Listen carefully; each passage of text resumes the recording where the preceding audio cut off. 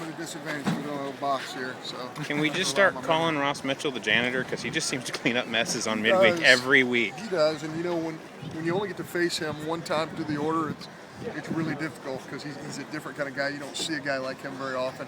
A second time through, he's going to get a little bit more hard contact. But, in a game like this, that's what you want. You want early contact, and he did that for us. And, really raced through some middle innings there, and that was, important for our ball club.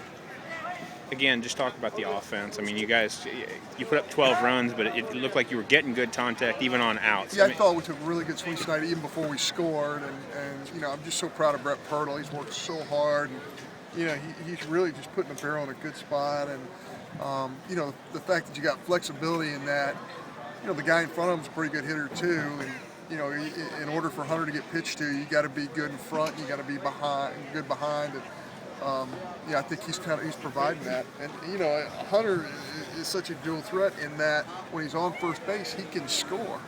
The ball hit down the right field line. He scored on that. I don't know, if there's a ton of guys in our league that could have scored on that ball, but, he can just, once he gets underway, I mean, the guy can just fly. Coach, it's kind of the night you're looking for, just to get a bunch of people in the ball game. Yeah, certainly anytime you get an opportunity against a great club like this. And Memphis, they didn't put their best face out here tonight. They're a much better club than they showed. They came off a tough weekend down at Southern Miss, but they're very well coached. They have one of the best pitching staffs in the country. You're expecting a 3-2, 4-2, 3 type of game, and you just hope that you're on top. You don't expect something like this because they're just too good a club, but you'll take advantage of it. You'll let some guys play.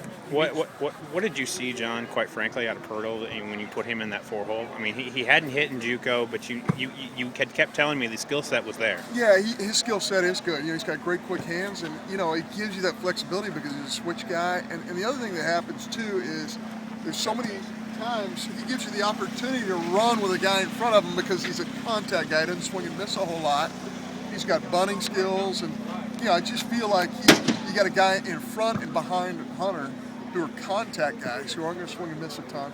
Puts a lot of pressure on the other team, to decide what they're going to do. Do you put a guy on first base who can score on a gap ball, and then a guy behind him who's swinging it well, or a guy in front of him, who's getting to first base? You say, am I going to walk this guy and put the guy in front of him at second base? I mean, those two guys have really helped Hunter a lot. And I'm talking about Detz, of course, along with Pirtle, but they're important. They're really important to what our club's doing right now offensively. You talked yesterday how you thought Evan was pitching better in your bullpens, but it just seemed we saw the Evan from Kentucky. Just what happened? Yeah, I just, I feel bad for Evan because he's working so hard and he's just not capturing the strike zone the way we know he can. And, he will be that guy. Does it happen next week? Does it happen next year?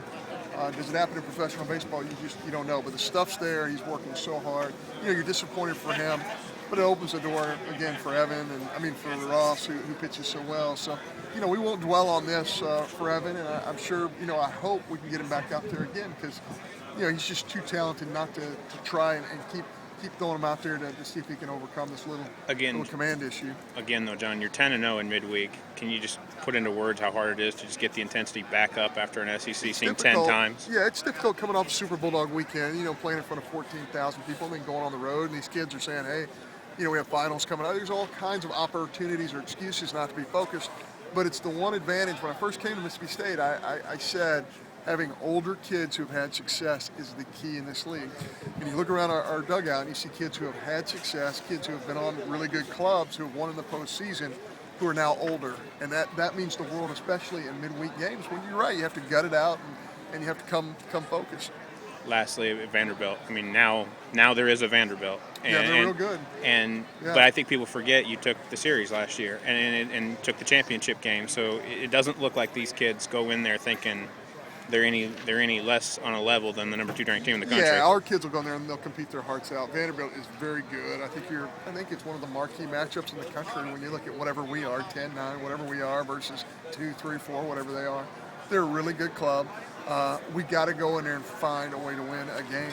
You got to find a way to win a game, and then if you feel like if you win a game, then you're really feeling good if you have a chance to win 2 at a place where it's very, very difficult to win. They're a great club, and I say that knowing that our kids want to win every single game, but you're getting into a time of year when wins are at a premium, especially when you consider who we're playing on the weekends.